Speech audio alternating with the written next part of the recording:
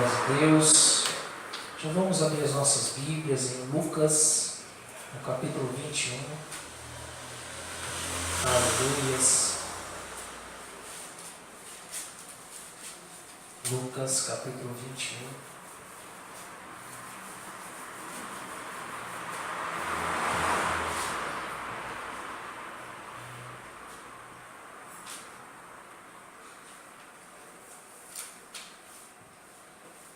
Lucas capítulo 21, a partir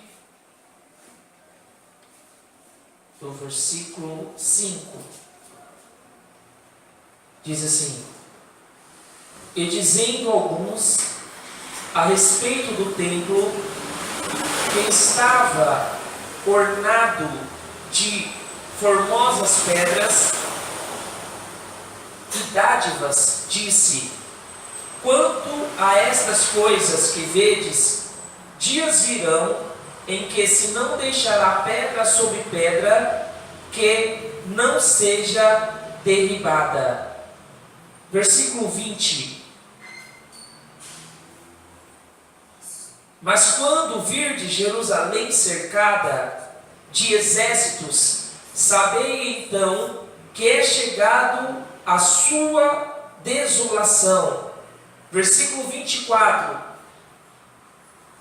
E cairá ao fio da espada, e para todas as nações serão levados cativos, e Jerusalém será pisada pelos gentios, até que os tempos dos gentios se completem.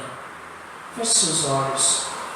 Pai, em nome de Jesus, aqui lemos a Tua palavra, que o Senhor neste momento venha sondar e esquadrinhar os nossos corações, quebrantando o Senhor para recebermos a Tua palavra. Em nome do Teu Filho Jesus Cristo, venha, Senhor, manifestar o Teu poder e trazer a edificação ao nosso espírito e à nossa alma, Senhor. Em nome do Senhor Jesus Cristo, que assim seja, graças a Deus. Amém? Pode se assentar. Quando será a bem-aventurança do crente? E como ela acontece? Quando nós cremos que Cristo voltará.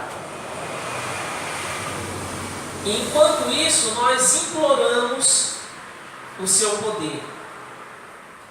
Esses são os 3 títulos dos louvores que foram cantados aqui esta noite.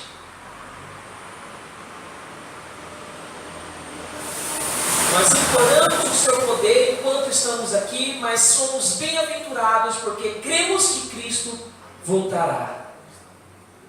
Nós lemos aqui, irmãos, uma passagem pouca discernida, se não pesquisada, que é esta profecia de Cristo, ao qual nós vimos anteriormente Jesus no templo, aonde ele começa a falar sobre aquela viúva que tinha lançado aquelas 2 moedas, as únicas que ele tinha. Enquanto Cristo estava ali, os seus discípulos, os seus apóstolos, vendo toda aquela construção daquele templo magnífico, que ainda estava em acabamentos, começaram a se maravilhar. Então Cristo solta uma profecia. Naquele exato momento, os discípulos eles não entendem.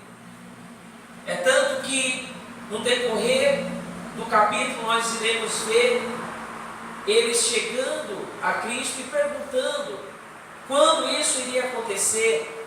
E Jesus falando: não cabe a vós saber o tempo e nem a hora. Aqui nós vemos uma profecia de duplo sentido, porque era algo que iria acontecer literalmente, ainda naqueles tempos, não com Jesus ainda sobre a terra, mas em alguns anos depois iria acontecer aquilo que Cristo estava profetizando, aquilo que Cristo estava dizendo pela sua boca. E quando nós pesquisamos esta história, nós iremos ver que logo depois que os apóstolos eles são mortos, e alguns deles ainda estavam vivos quando as primeiras perseguições contra aqueles que adoravam a Deus no templo estavam se iniciando de uma maneira mais cruel do que no tempo de Paulo. Existia, depois de alguns anos, um procurador da Judéia chamado Gésio Floro. Esse Gésio Floro, mais conhecido como Floro, ele não é citado na palavra de Deus, mas ele é citado nos escritos de Joséfo. Eu creio que os irmãos já ouviram falar sobre Flávio Joséfo, um historiador que viveu neste período e que declara os fatos que aconteceram na época. Então Flávio Joséfo, ele nos seus escritos, ele vai explicando pormenores o que estava acontecendo, o que tinha acontecido naquele período. Porque os evangelhos não irão mostrar a queda de Jerusalém, mas Flávio Joséfo, ele explica pormenores tudo o que tinha acontecido. Então esse procurador Floro, ele aumenta o imposto sobre o templo naquele tempo. Este templo, ele tinha começado a ser construído anos antes de Cristo vir a nascer. É tanto que o homem que inicia a construção do templo, ele tinha um desejo de ser reconhecido, assim como Salomão era reconhecido como o homem mais sábio da terra, mais poderoso da terra, que era Herodes o Grande. Quando o templo de Salomão é destruído na primeira guerra de Jerusalém, quando a Babilônia vem e derruba o templo de Salomão, e eles são levados cativos, e depois de 70 anos eles voltam, começam a retornar a Jerusalém, com o desejo de reconstruir o templo.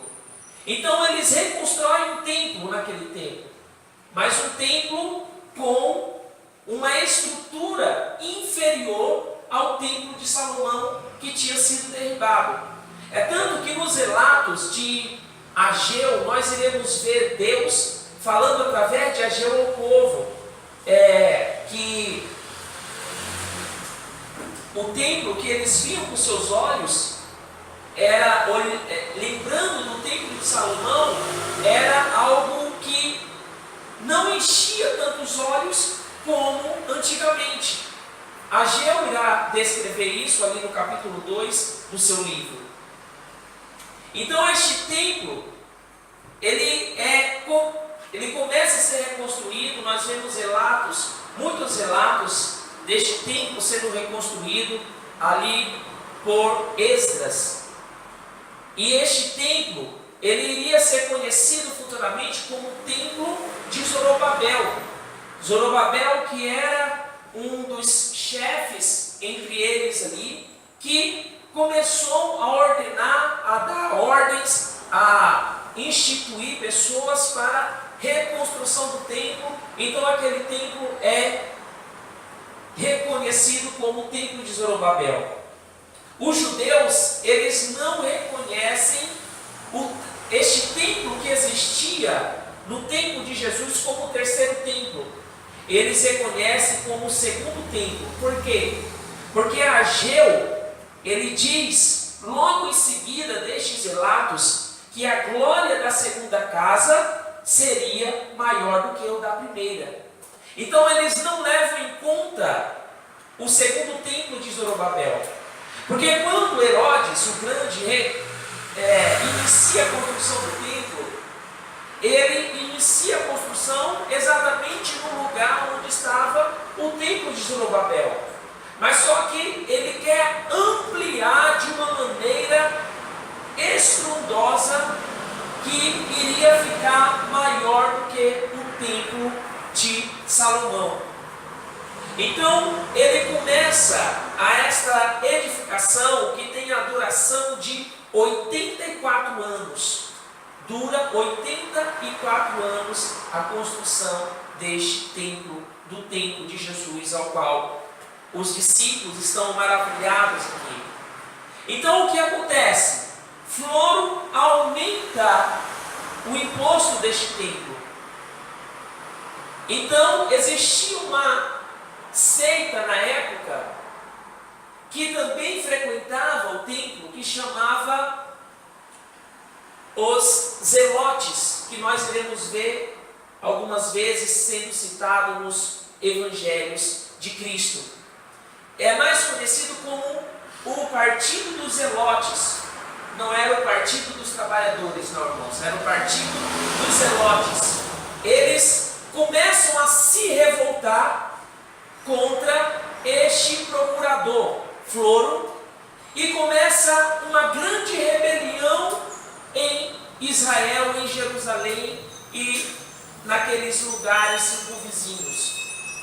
E quando este povo começa a se rebelar contra os dominadores, que eram os romanos da época, eles começam a travar uma grande batalha, tanto que o imperador da época, que era Nero, ele começa a enviar homens para que não viesse deixar esse povo se rebelar. Mas os zelotes começam a inflamar o coração de muitos ali. E muitos eram contra esta rebelião, porque Deus queria que o povo vivesse em harmonia, mesmo eles sendo dominados por outros povos. Não era o desejo de Deus. Mas Deus, o Senhor Jesus, pela sua onisciência, já saberia o que iria acontecer futuramente. Por isso ele está profetizando aqui. Então Nero, ele começa a mandar recados, enviar cartas para o governador da Síria, que na época também pertencia a Roma. Roma também, na época, dominava os sírios. Então os romanos, eles começam a cercar pelo norte, porque a Síria, ela tem a sua divisa com a Galileia na época pelo norte. E naquele período, quem estava ali como governador da Síria era Caio Sestio Galo, mais conhecido como Galo. E com um exército de 28.000 homens, eles invadem a Galileia pelo norte. Este Galo, ele era conhecido como um homem combatente, onde tinha um exército forte. Mas só que o seu exército, diz a história, Joséfo relata isso, que o seu exército, por conta de muitas batalhas, durante muitos anos, os seus melhores soldados já estavam velhos. Mas ele, mesmo assim, creu que iria invadir a Galileia, tomar a Galileia e levar cativo aquele povo. Só que quando eles invadem a Galileia e começam a combater contra aqueles que estavam na Galileia, contra também os grupos dos zelotes, eles começam a perder força. E o próprio governador da Síria, na época, Galo, retira as suas tropas, porque ele via que todos iriam morrer. É tanto que Joséfo, ele relata que este Galo, ele morre dias seguintes, e ele relata nos seus escritos que ele morre de tanta vergonha que ele teve. Depois que isso acontece, os zelotes, eles colocam José, um José da época que era o próprio Flávio Joséfo, o historiador ao qual eu estou falando aqui, iria se tornar futuramente.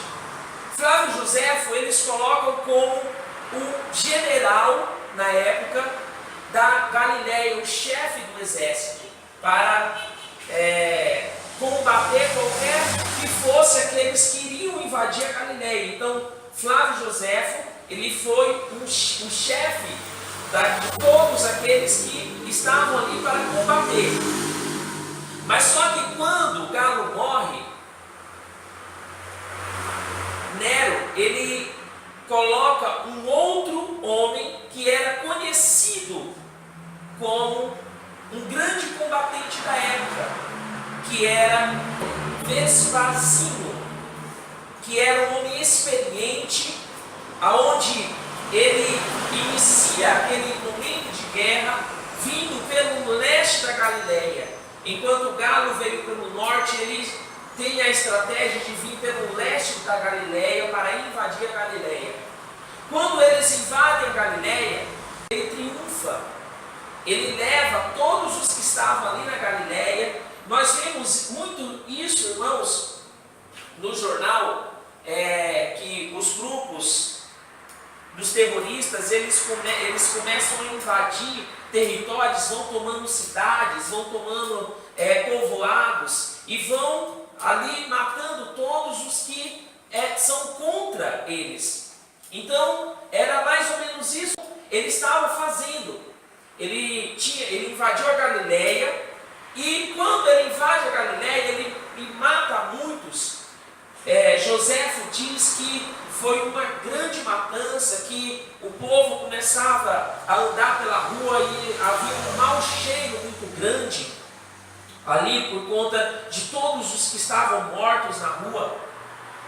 Então ele leva uma parte cativa para o território da Síria. E quando ele leva eles cativos, também ele leva Joséfo preso. E Joséfo, ele se torna um homem influenciador ali naquele meio, assim como nós vemos a história de Ezequiel, que foi levado cativo para a Babilônia, e ali dentro do cativeiro ele foi um homem ainda jovem, influente entre eles. Joséfo foi um homem influente entre os que foram levados cativos. Ele não matou Joséfo. E quando Nero, ele se mata, porque tempo depois Nero tira sua própria vida, quem se torna imperador romano na época é Vespasino, que era este que tinha invadido a Galiléia e triunfado.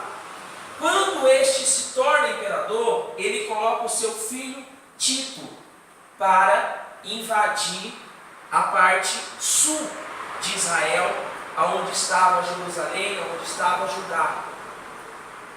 E quando Tito começa a ter este poder como chefe da guarda de todo o exército, ele pega Joséfo para implorar ao povo que estava ali em Jerusalém para que eles se entregassem. Joséfo implora, fala que eles tinham um coração duro, um coração que não estava adorando o verdadeiro Deus. Mas os zelotes não deram ouvido a Flávio Joséfo. Então, o que acontece? Tito, ele invade Jerusalém. Quando ele invade Jerusalém, irmãos, Flávio Joséfo diz que foi uma carnificina geral. Porque os zelotes achavam que Deus estava com ele. Porque o templo estava ali estava a presença de Deus. E os zelotes achavam mais ou menos que Deus iria fazer como em tempos antigos, como fez no tempo do rei Ezequias, quando mandou um anjo ali para destruir o exército. Então eles pensavam desse jeito, desta maneira. Achavam que Deus iria fazer de alguma maneira que todo aquele exército que tinha cercado Jerusalém viesse a ser morto. E Jerusalém tinha um muro muito potente. Então eles começaram a derrubar este muro, e quando invadiram Jerusalém, houve toda essa matança. Isso aconteceu, irmãos, exatamente no ano 70 depois de Cristo, que foi o período que Jesus Cristo tinha profetizado que iria acontecer. Porque a profecia se cumpriria quando todos os gentios, assim como Jesus ele declara aqui no versículo 24, que cairiam ao fio da espada, e para todas as nações seriam levados cativos, e Jerusalém seria pisada pelos gentios até os tempos dos gentios se completarem.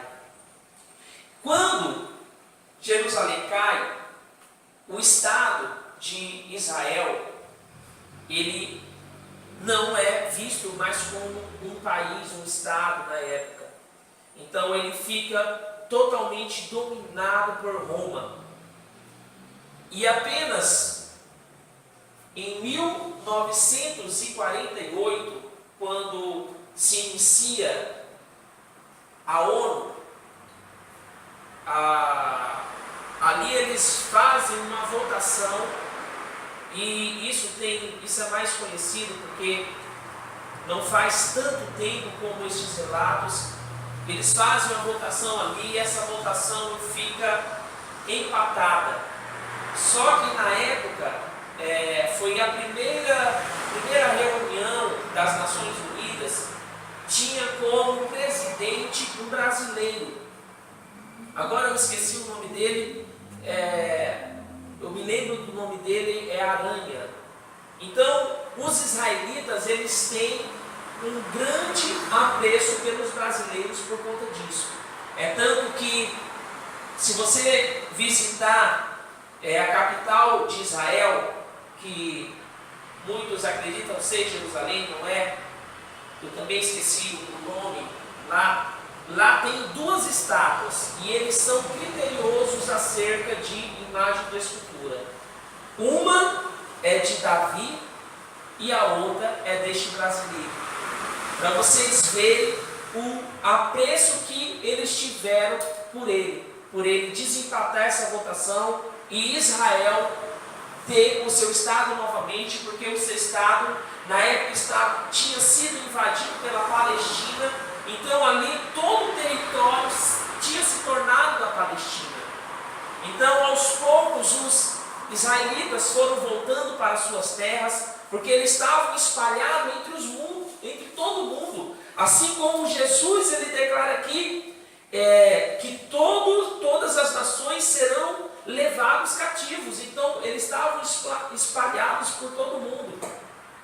E hoje nós temos Israel, um país minúsculo, mas um dos países mais potentes de todo o mundo, com a melhor tecnologia anti-míssil de todo o mundo, é Israel.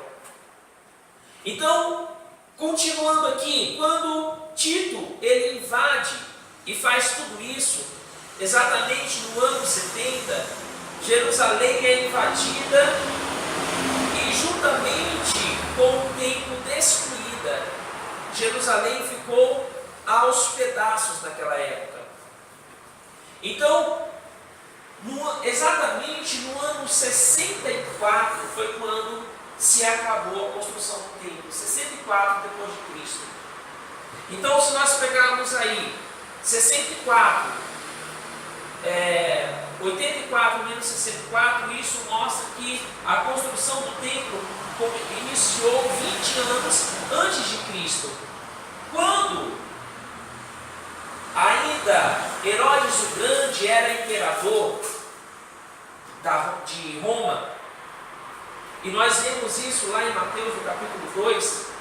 Era aquele mesmo Herodes, o grande, que manda matar as crianças. E Herodes, ele morre 4 anos antes de Cristo.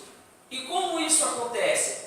Porque o nosso calendário que nós temos hoje em dia, ele não é um calendário totalmente correto, porque um Papa católico, ele que instituiu o nosso calendário. Então, na época, ele errou a data de instituir o início do calendário e atrasou 4 anos. Então, o nascimento de Jesus não é no primeiro ano de Cristo, não. É 4 anos antes de Cristo. No mesmo ano que Herodes o Grande manda assassinar todos os meninos de até 2 anos de idade, na época. Isso está relatado lá em Mateus, no capítulo 2. Quando Herodes, ele manda matar, naquele mesmo ano, Herodes, ele morre.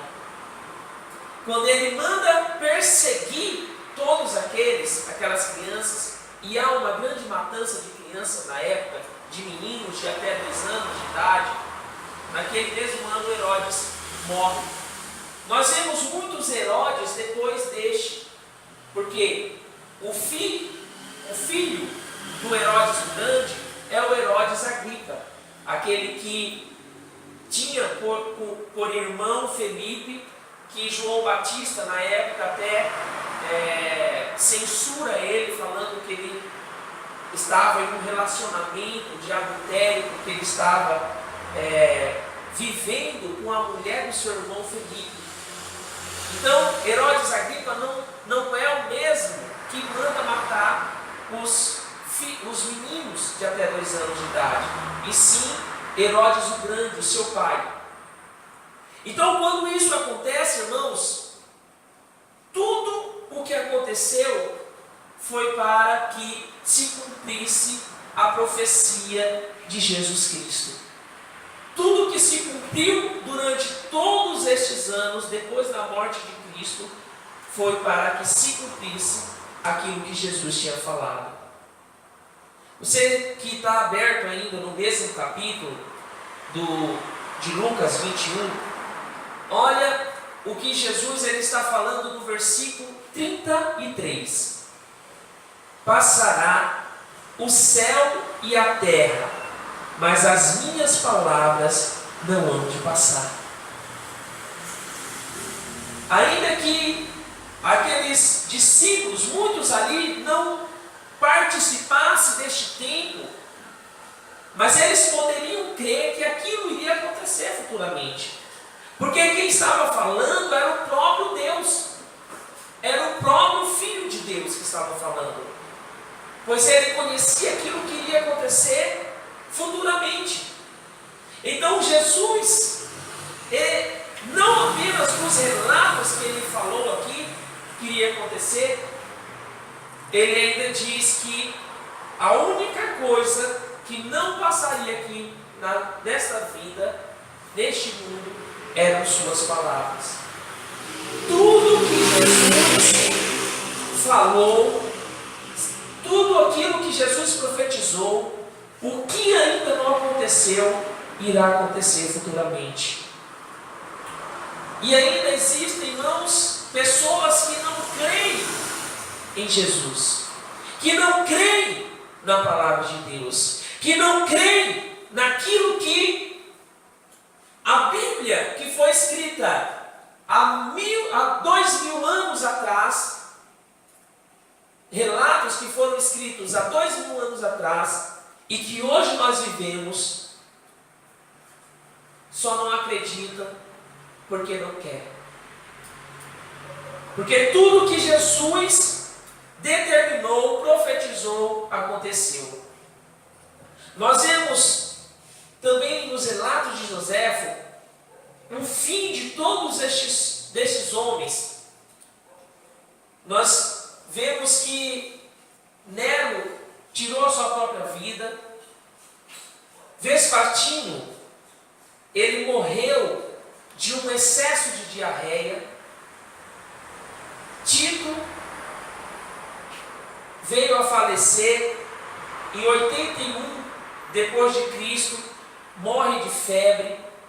Todos estes que participaram de todo esse sofrimento do povo israelita, eles tiveram um fim que vieram sofrer antes da sua morte. No que Jesus ele declara aqui no versículo 33, que ele passaria céus e terra, mas as suas palavras não passariam. Em Provérbios 13, nós lemos e vemos ali o que Salomão ele diz, que quem zomba da palavra pagará caro por isso, mas aquele que obedece ao mandamento será regiamente recompensado. E no capítulo 19, ainda de Provérbios, versículo 16, diz que quem obedece às leis do Senhor vive mais e melhor, mas quem despreza a palavra de Deus certamente encontrará a morte eterna. E todos aqueles irmãos que não creram na época tiveram um fim trágico. Todos aqueles que não criam que o Deus Todo-Poderoso era aquele que queria o bem da nação, queria o bem do seu povo, mas eles não davam ouvidos. Eles achavam que Deus iria mandar um anjo e destruir todos os exércitos, destruir Roma. Mas Deus ele foi sempre mandando os seus profetas, mandando os seus discípulos, mandando os seus apóstolos para levar uma palavra de alerta ao povo, mas muitos dali não deram crédito à palavra de Deus. Infelizmente tiveram este fim trágico, a destruição daquela segunda casa, ao qual Ageu tinha falado, que a glória daquela casa seria maior do que a de Salomão, ou seja, do que a da primeira. Mas eles não quiseram ver a glória de Deus. Eles queriam, assim como nós vemos hoje nos nossos dias, os seus próprios benefícios. Não queriam um Deus verdadeiro, invisível, mas que existia. Eles queriam algo que viesse encher o seu ego, que viesse encher os seus corações, muitas das vezes de avareza, mas não queriam o Deus verdadeiro. E este Deus, ele continua cumprindo a sua palavra em nossas vidas.